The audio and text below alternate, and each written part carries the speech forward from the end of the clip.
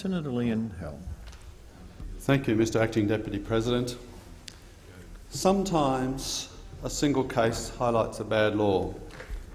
After she was diagnosed with aggressive stage 4 neuroblastoma, Adam Kessler gave his 2-year-old daughter Rumer cannabis oil to control her pain and fits. The cannabis oil helped. Rumer stopped fitting and began to eat again. She smiled and stopped complaining about constant pain. On the 2nd of January this year, Mr Kessler was arrested while seeing Rumer's oncologist in a Brisbane hospital. He was charged with supplying a dangerous drug to a minor. The cannabis oil treatment was halted, and for a time he was prevented from visiting Rumer in hospital. As of last Friday, Rumer had experienced non-stop fits for 9 days. Her condition has dramatically worsened and she is now in intensive care on morphine. This is a total outrage. It is unconscionable to deny people an effective, safe treatment for chronic pain and epileptic fits. Marijuana is legal for medical uses across much of Europe and America. In 2000, Portugal decriminalised the use of all illicit drugs. This means most possession and supply is of comparable seriousness to illegal parking. Analysis by the UK's Home Office found the health of drug users in Portugal showed a considerable improvement once possession became a health issue, not a criminal one.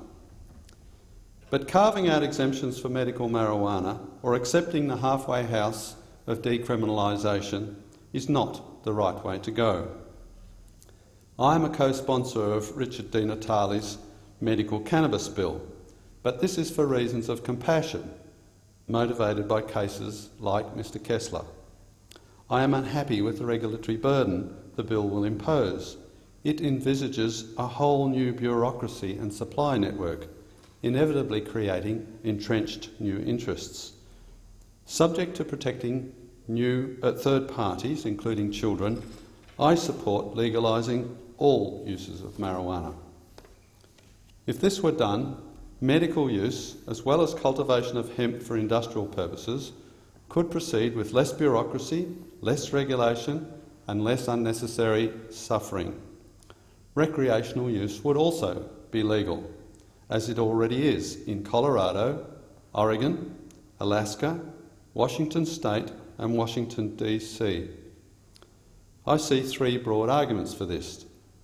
First, it would deprive organised crime, including bikie gangs, of a major source of income and relieve police of the cost of finding and destroying illicit crops. Of the $1.5 billion spent annually on drug law enforcement, 70% is attributable to marijuana. That's an expense we do not need. Then there's the opportunity for increased tax revenue, something of interest to the big spenders on both sides of this chamber. If its consumption is legal, it can be taxed. Finally, it is not a legitimate use of government power to prohibit adults from doing something that does not harm others. It is irrelevant that it may not be wise to use a plant for recreational purposes, and I neither endorse nor recommend recreational use. The point is simply that governments are not competent and do not have the moral authority to ban something based either on disapproval or a desire to protect people from their own choices. It is also basic reality that most people have tried it at some point. That includes President Obama and me. When the law says one thing and people do another, a free society changes the law.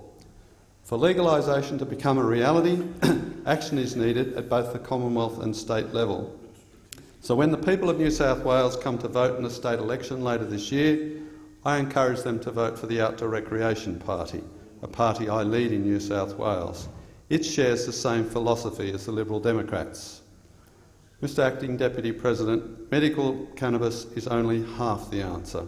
It is high time we stopped interfering with adult choices. Government opinions are only relevant to those who are incapable of deciding things for themselves. Thank you, Senator Leyonhjelm.